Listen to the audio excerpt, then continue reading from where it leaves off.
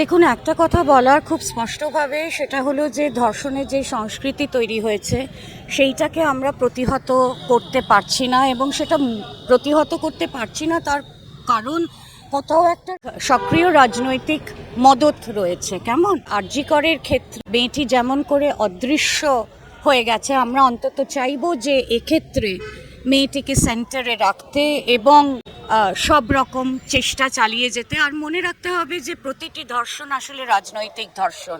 ধর্ষণ সবসময় হয়েছে, সেটা একাল ওকাল বলে কোনো লাভ নেই, কিন্তু ধর্ষণের যে ল্যাঙ্গুয়েজ, সেই ল্যাঙ্গুয়েজ কিন্তু চেঞ্জ করতে করতে যাচ্ছে, এবং এখন এটা একটা প্রদর্শনীতে চলে গেছে, স্পেকটেকেলে চলে গেছে, যেখানে আমরা খুব সহজে উইটনেস রেখে রেপ করছি এবং অনায়াসে রেপ করছি এবং মনে করছি যে আমরা ছাড় পেয়ে যাব।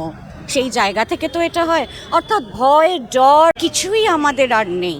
আর আরেকটি কথা এই ভেসে ভেসে আসছে যে ছেলেটির মানসিক বিকৃতি ছিল।